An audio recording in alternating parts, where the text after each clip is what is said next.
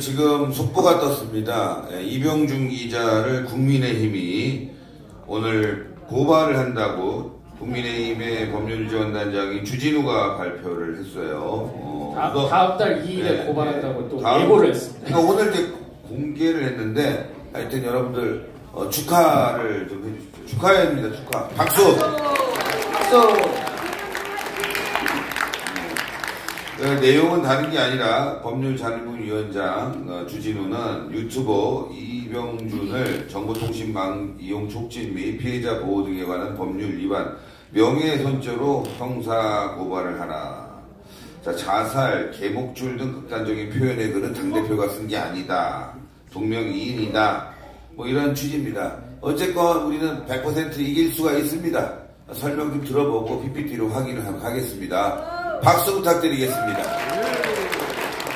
방금 전에 그 MBC 기자가 연락이 와가지고 제 입장이 뭐냐 물어봐서 제가 간단하게 한마디 했습니다.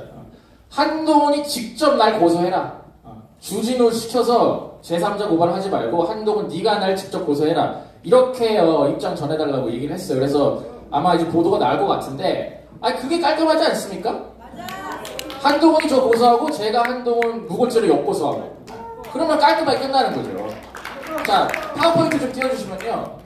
네. 자, 다음 슬라이드요. 예. 여론조사 게이트 2차 브리핑 좀 해드리면은 최근에 업데이트된 내용이 굉장히 많아요. 자, 이거 보시면은 이게 네이버 이제 뉴스에 나와 있는 한 기사지 않습니까? 근데 이 장인 진영구와 그리고 와이프 진흥정, 딸 한지윤의 아이디, 이 세 가지 아이디로 하나의 기사에서 각각 다른 부분을 인용해서 복사 붙여넣기 한 게 발견이 됐습니다. 그래서 여기 보시면은 위에 빨간색 네모, 지금 시중의 민심은 어쩌고저쩌고 이거를 장인 아이디로 갖다 이제 베껴 썼고요. 그리고 밑에 저 파란색 박스 보시면은 여권 핵심 인사는 수석들이 있는 자리에서 김 여사가 대통령에게 민망한 언행을 하는 장면을 여러 번 목격했다고 했다. 이거를 그대로 복사해서 딸 아이디로 다음 게시판에 올리고 그리고 와이프 아이디로 또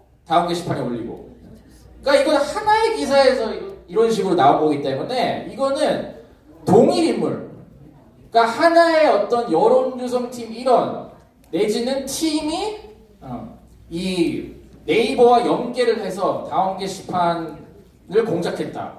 우리가 이렇게 볼 수 있는 명백한 저항 증거가 나온 겁니다. 자, 다음 슬라이드요.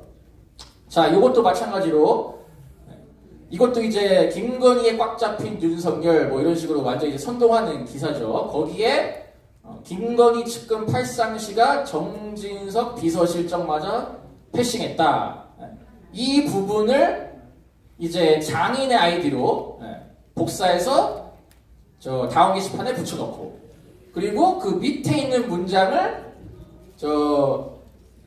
와이프 아이디로 부인 아이디로 복사해서 다음 게시판에 붙여넣고 이것도 한 사람 내지는 하나의 팀이 공작을 했다는 명백한 저항 증거죠. 자, 다음 슬라이드요. 자, 요것도 보시면은 요거 좀 확대해 주시면 좋을 것 같은데 이거는 이 장인 진영구의 게시물에 언급된 사설이 있어요. 그게 이제 동아일보 사설입니다. 근데 이 사설에 달린 그 네이버 댓글, 그것도 이제 베스트 댓글로 올라온 댓글을 딸의 아이디로 또 복사해서 다음 게시판에 붙여놓은 이것도 명백히 동일한 사람 내지는 하나의 팀이 공작을 했다는 저항 증거죠. 자, 다음 슬라이드요. 그리고 이것도 좀 이게 최근에 정말 나왔던 건데 이거 충격적입니다. 자, 한동훈 똘마니 김종혁이 페이스북에 올린 글인데 김종혁이 올린 글을 또 복사해서 진영구의 아이디로 다음 게시판에 올립니다. 그리고 최우성이라고 혹시 아시나요, 여러분들? 최우성? 이거 아주 듣보잡인데 원래 그 원조 준빠 이준석 팬클럽 회장격이었던 그런 친구예요. 아마 저랑 나이대가 비슷하거나 저보다 좀 어릴 것으로 알고 있는데 요즘은 그 한바로 활동하고 있습니다. 근데 뭐 아무것도 아니에요. 그냥 백수건달입니다. 근데 이자가 이제 페이스북에 뭐 이런 식으로 글을 올린 거예요. 강명구 의원님 저한테 맞다이로 들어오세요. 근데 한동훈 장인의 아이디가 이 최우성의 글마저 복사해서 다음 게시판에 올린 게 또 확인이 됐습니다. 그러니까 한동훈 친한계 인사들의 논평을 또 그대로 복사해서 다음 게시판에 올린 증거도 좀 확보가 됐다. 이렇게 좀 말씀드릴 수 있습니다. 자, 다음 슬라이드요. 자, 그리고 이거는 이제 DC와 연계한 증거인데 이게 어제 나온 그 증거예요. 자, 요거 보시면은 최용옥, 저게 이제 한동훈 장모죠. 장모의 아이디로 윤석열이 김경수 복권으로 문재인에 충성 맹세하고 뭐 어쩌고저쩌고 쓰지 않았습니까? 똑같은 문장을 DC 인사이드 기타 국내 드라마 갤러리에 올립니다. 근데 이게 중요한 게 보시면은 다음 게시판에 8월 11일 날 올려요. 그리고 DC 인사이드는 이틀 뒤인 8월 13일에 올립니다.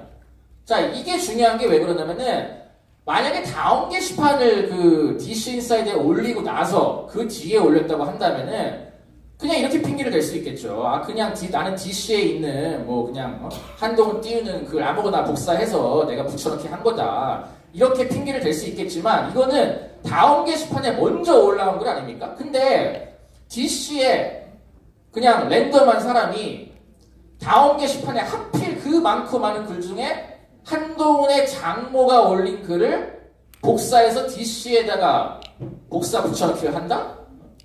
이게 우연의 일치일 수가 있습니까? 그럴 수가 없죠. 그 확률은 거의 0%죠. 그래서 이것도 동일인이 한 거예요. 이것도 99.99% 동일 인물이, 동일한 사람이 다음 게시판에 장모의 아이디를 올리고 똑같은 글을 이틀 뒤에 DC 인사이드에도 올린 겁니다. 그리고 요 IP를 잘 보시면 156146 요거 잘 기억해 주세요. 156146이라고 되어 있는데 자, 다음 슬라이드요. 자, 이것도 같은 IP죠. 같은 사람이 쓴 거예요. 그러니까 IP라는 게 이제 그 컴퓨터 그 어드레스 같은 건데 같은 IP면은 동일한 장소에서 이 글을 작성했다 이렇게 보시면 될 것 같습니다. 그래서 이것도 보면은 네, 잠깐 그 부분은 좀 설명을 해줘야 될 것 같아요. IP는 세 개의 숫자가 4개로 나열이 돼요, 여러분들. 그러니까 저거는 이제 2개가 나와 있는데 일단 동일한 사람이 똑같은 IP 2개는 맞다. 그러니까 동일할 가능성이 높다. 이렇게 맞고 그 다음에 위치라든가 지금 자꾸 일부 유튜버들이 IP 나왔으니까 다 나온 거 아니냐. 아니에요. IP 저거 2개 갖고는 알 수가 없어요. 저건 어떤 지역, 특정 이거 하면 거기 수만 명, 수십만 명 이상이 사용하는 그 부분일 수 있으니까 그 부분에 대해서는 좀 아시고 들으셔야 돼요. 그러니까 뭐 저 IP면 다 똑같은 거 아니에요. 저 똑같은 걸 쓰는 사람이 많아요. 뒤에 또 3개, 2단위가 더 있으니까 저건 똑같다. 이병준 기자 말처럼 똑같을 가능성이 굉장히 높다지. 아까도 이봉규 그 대표가 뭐 IP가 드러났으니까 경찰이 수사해야 된다 막 이렇게 얘기하는데 그 적어도 언론을 다루는 사람은 정확한 팩트에 의해서 이야기를 해야지 이렇게 중요한 오늘 게다가 이병준이가 명예훼손으로 고발당한 아주 중대한 문제 물론 뭐 저는 이길 수 있다고 보는데 우리가 여기서 실수하면 우스워지니까 그래서 제가 중간에 짚어드렸습니다. 그러니까 저게 이제 2자리가 있는데 2자리가 더 있다는 거죠. 그러니까 근데 이제 이거를 확률적으로 봤을 때 이 똑같은 문장을 같은 아이디의 글을 또 복사해서 붙여넣기 한 거기 때문에 이건 뭐 이것도 100%는 아니지만 99.99% 같은 사람일 가능성이 높다 이렇게 좀 말씀드릴 수 있는데 자 요것도 보시면은 똑같이 복사해서 붙여넣기 했죠. 요것도 다음 게시판에 먼저 올라오고 그 똑같은 글을 DC에 올린 겁니다. 자, 다음 슬라이드요. 자, 요거는 심지어 다음 게시판에 8월 12일 5시 55분에 올리고 2분 뒤에 DC 인사이드에 올린 거 봐서는 이거는 그냥 뭐 한 번에 처리한 거죠. 다음 게시판에 올리고 복사해서 바로 DC로 가서 붙여넣기 하고 똑같은 저 156146이죠. 그러니까 이것도 뭐 거의 99.99% 같은 인물일 가능성이 있다. 자, 다음 슬라이드요. 자, 요거는 심지어 같은 시간대. 자, 똑같이 156146이에요. IP 그 첫째 그 6자리가. 근데 여기 보시면은 다음 게시판이 8월 10일 6시 11분. DC 인사이드도 8월 10일 6시 11분.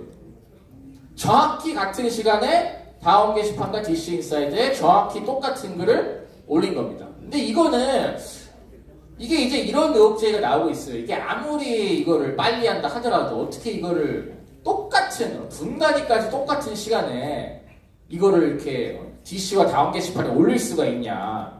이것도 결국 매크로 내지는 어떤 매크로와 유사한 프로그램을 사용한 거 아니냐. 이렇게 좀 의혹제기를 해볼 수 있는 부분입니다. 자, 다음 슬라이드요.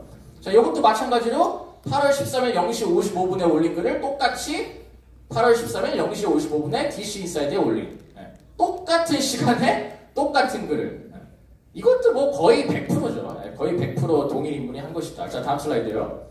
자, 요것도 8월 12일 6시 1분, 8월 12일 6시 1분.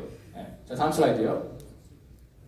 자, 그래서 제가 이제 의심하는 거는 이게 이제 뭐 물론 한동훈 본인이 작업을 했을 수도 있고 진흥정이 뭐 워낙 커뮤니티 활동 많이 했다지 않습니까? 그러니까 진흥정이 했을 수도 있고 여러 가지 가능성이 있는데 제가 볼 때는 이 한동훈의 여론조성 팀이 있다.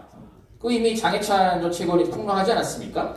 그 여론조성 팀 내에 있는 댓글 담당 팀이 팀 단위로 저는 이거를 작업을 한 게 아닌가 의심이 드는데 사실 이 한동훈 댓글팀에 대한 정황이 이미 7월 달에 나왔었어요. 이게 KPI 뉴스가 조사한 건데 자, 한동훈 기사에만 출동했다. 댓글 부대 실종 정황. 자, 이런 기사인데요. 다음 슬라이드 보시면요. 한동훈 기사에 댓글을 많이 단 아이디 61개를 추려가지고 그 중에 이 한동훈 언급 기사에 댓글을 단 비율 상위 5개를 선별을 한 겁니다. 그랬더니 아이디가 5개가 이제 나오는데 이 자기가 그 이제 댓글을 단 거에서 한동훈 기사에 단 댓글의 비율이 뭐 대충 보시면 96, 95, 95, 95, 94, 95% 정도. 그러니까 95% 정도는 한동훈 기사에 가서 이제 댓글을 단 거예요. 집중적으로. 자, 다음 슬라이드요. 자, 그리고 이건 뭐냐면은 61개 네이버 아이디 중에 한동훈 댓글팀 일원으로 의심이 되는, 그러니까 가장 어떻게 보면 활동이 좀 많았던 A라는 계정이 있습니다. 그 A 계정과 동일한 기사에 댓글을 단 비율이 높은 상위 5개 아이디를 추려서 분석을 해봤더니 이 아이디 1 같은 경우는 A와 공통 기사에 댓글을 작성한 개수가 737개. 근데 이 아이디 1이 작성한 전체 댓글 수가 1649개예요. 그러면은 비율상으로 이 아이디 A와 공통 기사에 댓글을 작성한 비율이 44.69%인 겁니다. 자, 마찬가지로 아이디 2도 42% 정도, 아이디 3은 41%, 아이디 4 39%, 아이디 5 38%.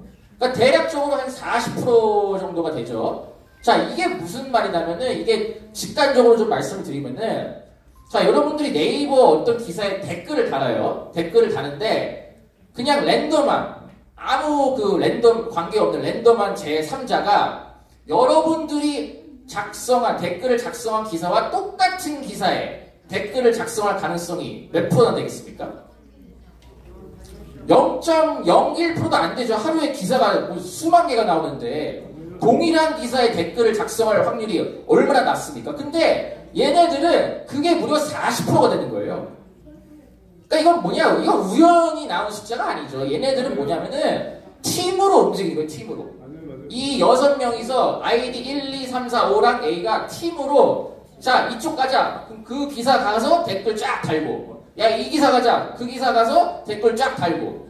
이런 식으로 팀으로서 공작을 한 명백한 증거입니다. 이건. 명백한 증거가 이미 7월 달에 나왔어요. 7월 달에 나왔는데 결국은 얘네들이 자발적으로 한 거냐 혹은 누군가의 지령을 받고 조직적으로 한 거냐 그건 이제 수사를 통해서 밝혀야 될 사안이지만 어쨌든 간에 한동훈을 위한 댓글 부대가 있는 것만큼은 이제는 너무 명확해졌다.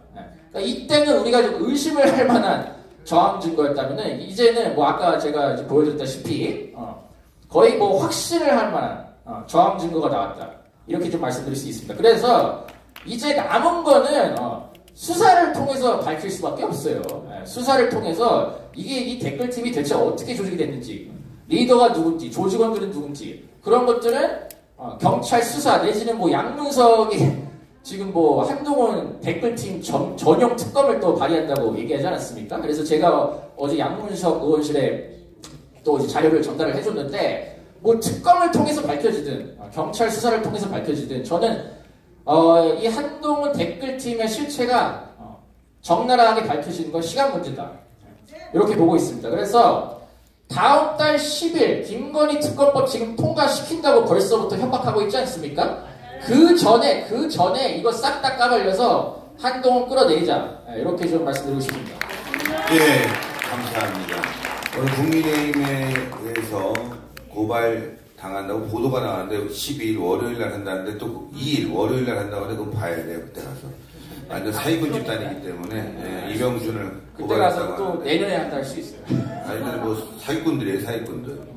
자, 그래서 좀 정리를 해볼 필요가 있겠습니다. 그래서 홍철기 기자가 좀 정리를 하도록 하겠습니다. 예, 그래서 이 당계 이슈가 그동안은 이제 당원 게시판 이병준 기자가 지금 많이 파헤치고 또 집단지성으로 네티즌들이 했던 부분들이 굉장히 일파만파로 커지면서 어떤 일이 벌어졌냐면은 이제 조중동이 물기 시작했죠. 그래서 조선일보를 제외한 중앙동아 그리고 석가는 문화일보 아니겠습니까? 문화일보, 특히 문화일보는 이건 여론조작이다까지 왔어요. 그래서 수사만 시작하면 이제 끝장이 납니다. 근데 문제는 홍준표 시장이 얘기했듯이 드루킹도 깜빵 갔고 김경수도 깜빵 간 일이에요. 한동훈이가 깜빵을 가야 되는 건데, 문제는 강력한 정황 증거는 있는데 한 단계를 갖다가 넘어갈 허들이 하나 있어요. 그게 이제 사실 무엇보다 가장 중요한 게 자백인데, 자백을 할 수 있는 그 내용을 모두 알고 있는 여론 조작팀의 멤버인 장해찬과 배승희가 빨리 자수를 해야 되는데 자수를 하지 않고 있어요. 신혜식 대표가 1억의 포상금을 지급하겠다라고 얘기했는데도 입을 꼭 닫고 있고요. 좀 전에도 장해찬이 페이스북으로 올렸는데 계속 힘없는 유튜버를 고발하지 말고 나를 고발해라.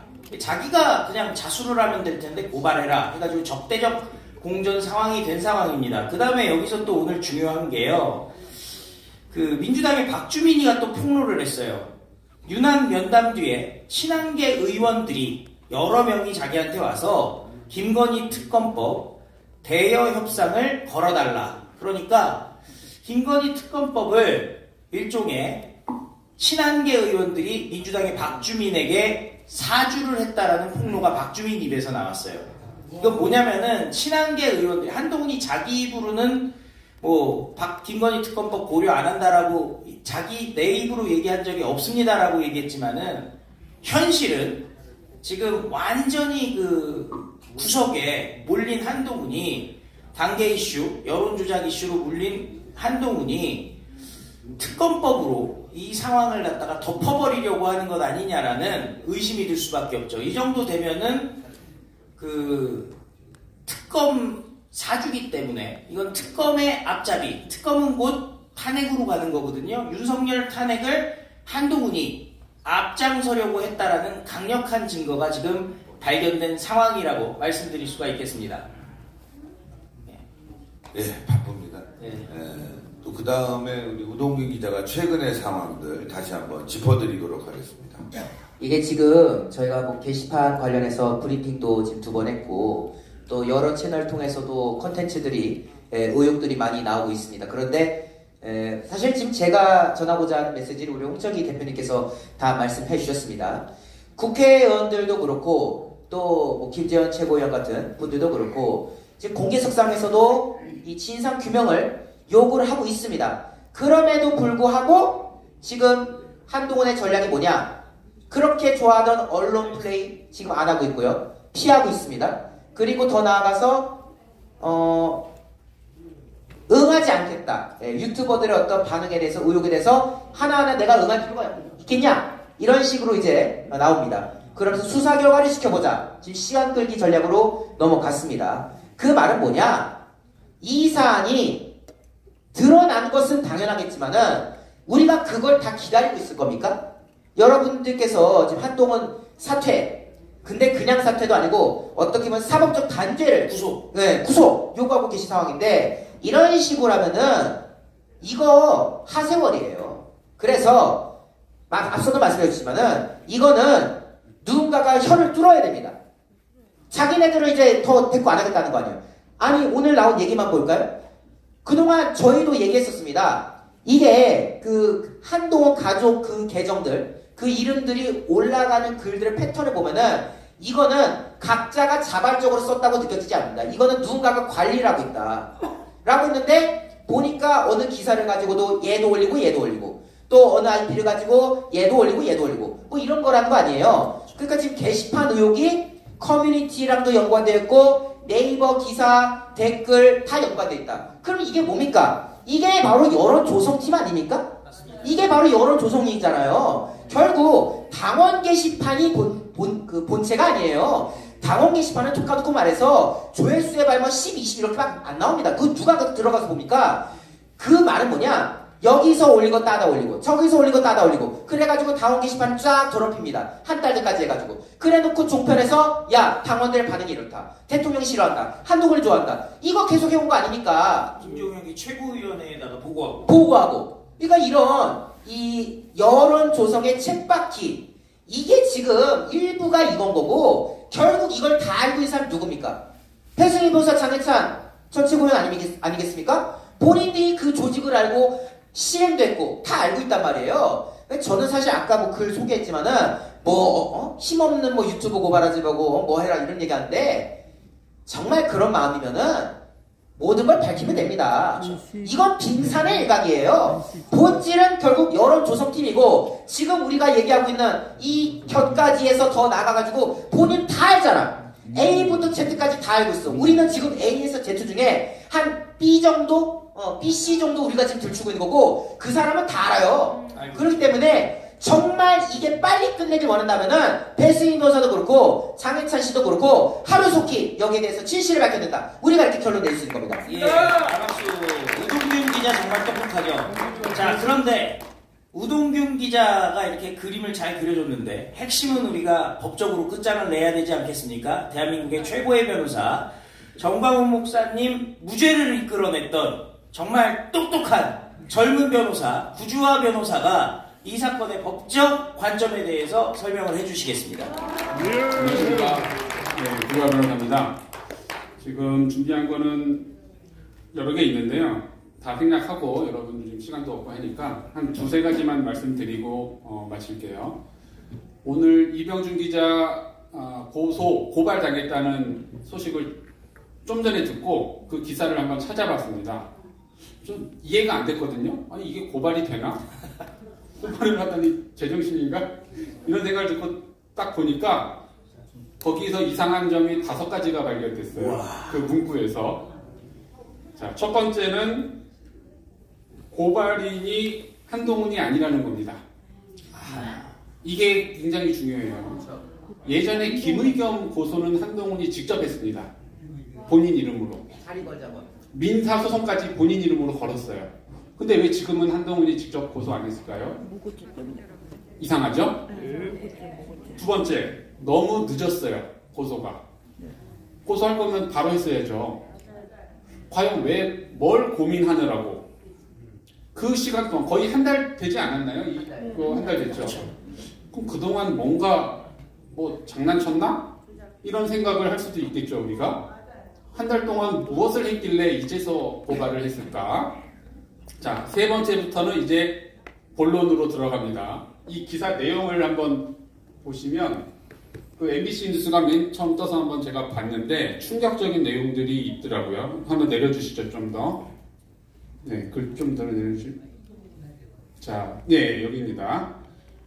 두 번째 단락부터 보면 국민의힘 법률자문위원회는 자살하라, 개목줄 등 극단적 표현의 글은 한동훈 대표 및 가족과 무관한 제3자가 쓴 그림을 명확히 밝혔음에도 불구하고 당대표가 그런 글을 직접 썼다는 허위 사실을 전제로 한 모든 발언은 명백한 허위 사실 유포에 해당한다고 밝혔습니다. 자, 이 문장을 보니까 제가 이상한 게 한 3가지가 보여요. 첫째, 우리가 제일 궁금해하는 게 뭐냐면 당원 게시판에 쓴 한동훈이라는 사람이 지금 당대표 한동훈 명의 계정이냐 아니면 동명이인 계정이냐 궁금하죠, 여러분? 그거 밝혔습니까? 제가 잘 몰라서 그래요. 그거 안 밝혔죠, 아직. 본인 계정인지 아닌지. 본인 입으로 밝힌 적이 한 번도 없습니다. 당 본인 입이 아니라 다른 당 입장에서도 그게 한동훈 계정인지 아닌지 밝힌 적이 제 기억에 없거든요. 고발을 하면서도 안 밝히고 있어요. 왜 안 밝힐까요?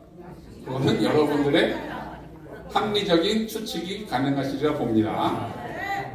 그 다음 진짜 중요한 얘기가 나와요. 아까 다시 띄워주세요. 당대표가 그런 글을 직접 썼다는 허위사실. 직접. 보이죠? 딱 직접이라고 딱 박아버렸네. 당대표가 그런 글을 직접 썼다는 허위사실. 이게 허위사실이라면 뭐예요? 당대표가 그런 글을 직접 쓰지 않았다라는 뜻입니다. 직접 쓰지는 않았다라는 게 지금 저 말의 의미예요. 그럼 직접 쓰지 않았으면 어떻게 썼어요? 간접적으로 썼다? 누굴 시켜서 썼다? 이런 어떠한 함축적인 의미가 있다라고 법적 그리고 우리 국어만 할 줄 알아도 해석이 가능하죠? 직접 쓴 건 아니다. 직접 쓴 건 아니다. 교묘한 말장난. 아주 교묘한. 만약에 저 같으면 당당하다면은 나 안 썼어 이래야지. 나 그거 직접 안 썼어. 이상하죠? 쓴 거는 인정. 이상하고요. 자, 그 다음에 그거에 대한 마침표를 찍는 내용이 하나 더 들어있어요. 저 문장 안에. 그 다음 문장 보세요. 그런 글을 직접 썼다는 허위 사실을 전제로 한 모든 발언은 또 허위 사실이다. 이게 허위 사실이 몇 개 들어있다는 거예요, 여기? 직접 썼다는 게 허위 사실. 그리고 그걸 전제로 한 모든 발언은 명백한 허위사실 유포다. 이게 어떤 뜻이냐면요. 지금 제가 고발장은 못 봐서 저 문장만 가지고 제가 합리적으로 추정하면 뭐냐면 당대표가 저 글을 직접 썼다라는 게 고발 사실이 아니에요. 고발 내용이요. 그게 고발이 아니라 그걸 전제로 한 다른 발언들이 고발 사실입니다. 무슨 말인지 알겠죠? 그러니까 당대표 한동훈이 저 글들을 썼다라는 걸 가지고 고발한 게 아니에요. 제가 볼 때는. 저 글을 가지고 제가 해석할 때는. 그걸 전제로 해서 다른 발언들을 한 거를 고발한 거예요. 다른 건수를 이제 찾은 거죠. 그거는 고발 안 한 건지 못 한 건지 모르겠다. 이런 점들이 지금 저 문장에서 보이는 거예요. 자, 그 다음에 이제 업무 방해 관련해서 제일 중요한 건 업무 방해인데 가족들이 여러분 그 가족들이 연루가 됐는지 안 됐는지 혹시 헷갈리시는 분 아직 나 확신을 못 하겠다 하시는 분 계세요? 여긴 안 계시네. 아무도 안 드셨어요. 근데 여기 안 계신 분들 중에 계신 분들이 있는데 뭐 저도 뭐 IP를 제가 확인 안 해봤으니까 모르죠. 근데 만약에 그게 한동훈 대표의 가족들이 아닌 동명이인들이라면 이런 점들에 의해서 뒷받침이 돼야 됩니다. 뭐냐면 한동훈 대표 가족 6명과 동일한 이름을 가진 또 다른 6명의 사람이 존재해야 되고 그 사람들이 다 국민의힘 당원이어야 되고 그 사람들이 국민의힘 게시판에 글을 썼어야 되고요. 그리고 그 사람들이 다 한동훈의 열렬한 지지자들이어야 하고 그 6명이라는 또 다른 6명이 제일 중요한 건 그 6명이 서로 아는 사이여야 돼요. 아는 사이이고 한 팀을 이루어야 됩니다. 왜 그러냐면 그리고 그 사람들이 글을 쓸 때 합의를 해야 돼요. 합의. 어떤 합의를 하냐? 6명이야. 내일 글을 쓰는데 저녁 8시부터 8시 30분 사이에 요 30분 사이에 다 써야 돼. 다른 시간에 쓰면 안 돼. 그런 합의를 하고 그 다음날 30분 사이에 글을 막 6명이 무슨 이유에서인지 모르겠지만 그 30분 사이에서만 글을 쓰자는 합의를 했어야 되는 거죠. 저는 이런 경우는 도저히 상정할 수가 없고 뭐 인류 역사 이래 이런 사건은 발생할 수 없을 거라고 생각을 해서 그런 여러 가지 합리적 여러분들이 생각하고 있는 합리적인 추정을 하고 있고요. 그런 경우에는 충분히 업무방해에 관련된 혐의가 있을 수 있다. 그래서 경찰 수사는 사실 뭐 IP 추적하고 서버 압수수색만 하면은 간단히 다 나옵니다. 간단히 다 명의자 누군지만 확인하면 돼요. 그 명의자 이름, 주소, 주민등록번호 이것만 확인하면 우리가 궁금해하는 그런 것들이 다 나오는 것인데 변호사님 제가 하나만 여쭤볼게요. 그런데 네. 당에서는 계속 정당법 때문에 공개 못한다 이런 얘기를 계속 하고 있잖아요. 정당법 24조. 그거는 상관이 없는데. 그죠? 영장이 아니. 왔는데 공개를 하면 그거는 선관위에서 이미 발표를 했어요. 네. 당내 문제는 공개를 해도 상관없다고 했어요. 그렇죠. 예. 그럼 본인에 대한 당대표 본인에 대한 의혹이고 가족에 대한 의혹이면 그거는 정치인으로서 대한민국의 리더가 될 사람으로서 그건 당연히 본인이 직접 사실관계를 해명하는 것이 국민에 대한 당연한 도리인 것인데 지금 이렇게 저물쩍 넘어가는 거는 완전히 저는 한동훈 대표가 지금 문재인과 이재명의 그런 대응 방식과 똑같이 따라한다. 그냥 싣고 가는 거. 응? 이걸 뭐라 그러죠? 유체이탈 화법으로 남의 얘기하듯이 완전히 민주당식. 그러니까 문재인을 뭐 존경한다. 뭐 그런 식으로 역시 한동훈답게 지금 넘어가고 있는 것 같은데 차라리 여기서 깨끗하게 사실관계 인정하고 자신이 잘못한 게 있다면 얘기를 하고 거기에 대한 정치적, 도리적 책임을 지는 것이 오히려 저는 한동훈 대표가 나중에라도 뭔가 더 의미 있는 일을 할 수 있는 계기가 될 거라 생각하지 이런 식으로 비겁하게 넘어간다면은 도저히 점점점 나락으로 밖에는 갈 수 없지 않나 이렇게 생각을 합니다. 네, 감사합니다. 아유 정말 감사합니다. 정리가 잘 된 것 같습니다. 그래. 자, 요거 하나 좀 정리할 게 있는데 우리 그 명예훼손 고발해봐야 처벌 안 받습니다. 왜냐하면 이재명 사건 때문에 대법원에서 김명수와 권순일이가 거짓말이라도 처벌할 수 없다고 그랬어요. 이미 이재명의 판을 깔아줬으니까 그거하고 업무방해라 그러는데 모여서 공작하고 댓글 다는 게 무슨 업무예요 그게. 할 수 없이 지금 어떻게 하면 브레이크를 한번 잡아볼 생각에 고발을 한 것 같은데 내가 하도 고발을 많이 당했기 때문에 나중에 저하고 얘기도 좀 해서 그 재판에 응하는 방법도 있어요. 그것도 한번 얘기를 좀 하고요. 5.18 문제는 아까 말씀드린 대로 이건 김대중으로부터 출발된 그 모든 자료가 지금 대한민국 법원에 다 들어가 있습니다. 제가 여기서 사람 이름을 얘기 못하는 게 바로 고발될 수 있기 때문에 이런 것들이 계속 축적이 됩니다. 계속 벌금형이에요. 모든 사항은 다 밝혀져 있습니다. 25년 동안 밝혔는데 아까처럼 뭐 내가 언제부터 밝혔는데 이런 얘기가 안 되는 거예요. 여러분들이 모르는 유네스코에 등록된 그 사항까지도 이미 다 드러나 있기 때문에 이걸 법원이 인정하느냐 안 하느냐 이것이 문제인데 국민의힘이 이걸 절대 안 한다는 사실입니다. 자, 그리고 세 번째는 여러분들이 아시다시피 오늘 정한 목사님이 이런 포럼을 저번에 우리가 적어도 일주일에 한 번씩 아니 한 달에 한 번씩이라도 좀 해줬으면 좋겠다 했는데 아마 자주 하실 것 같은 생각이 들어요. 여러분들 아시다시피 지금 현재 민주당의 입법 폭거가 검사 탄핵을 넘어서 어제는 감사원장 탄핵 이제 윤석열 탄핵은 이제 불을 보듯 뻔합니다. 이걸 막을 수 있는 건 군밖에 없는데 군이 총을 들고 나설 수 없다면 학생이 몽둥이 들고 나설 수도 없고 천만 국민이 이제는 주먹을 들고 나서야 될 때가 됐습니다. 한 가지 좌파나 주사파나 종북 좌파나 빨갱이들이 하는 짓거리는 목표를 정해놓고 하기 때문에 중간에 물러서는 게 없습니다. 반드시 그 결과를 본다는 거고 윤석열 대통령 쫓겨나게 생겼다는 겁니다. 우리 목소리를 들으셔야 되는데 하나님이 살아계신다는 게 증명이 되고 있다는 것은 남의 눈에 눈물을 흘리면 자신의 눈에 피눈물을 흘린 데 있어요. 박근혜 대통령 불법 탄핵시킨 이런 사람들이 윤석열 대통령은 지금 탄핵과 특검 압박을 받고 있고 한동훈은 단계 논란으로 저 압박을 받고 있고 박영수와 양재식이는 어제 12년과 7년의 구형을 받았습니다.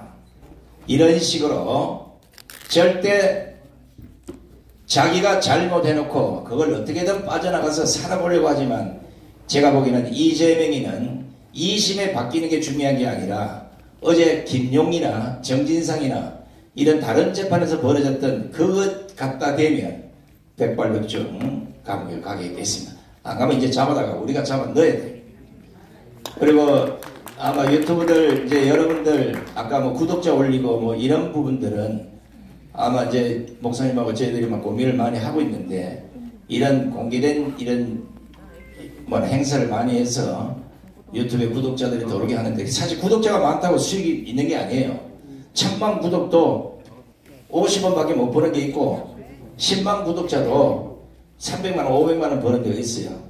실제 그걸 누가 보느냐가 중요한 거지 구독자에는 여러분 신경 쓸 필요가 없어요. 사실 또 구독자가 많아야 보는 사람이 많겠지, 그죠?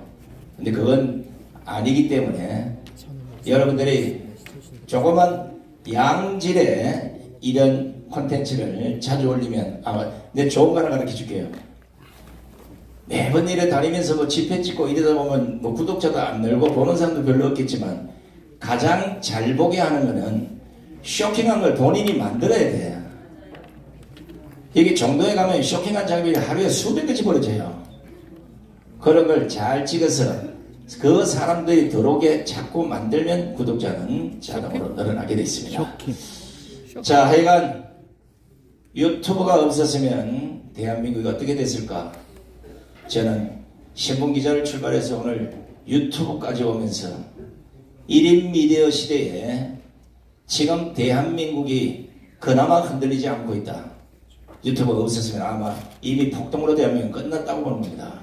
단순히 윤석열 대통령이 물러나고가 아니라 대한민국 공산화가 될 수밖에 없는 그 환경으로 치닫고 있다는 겁니다.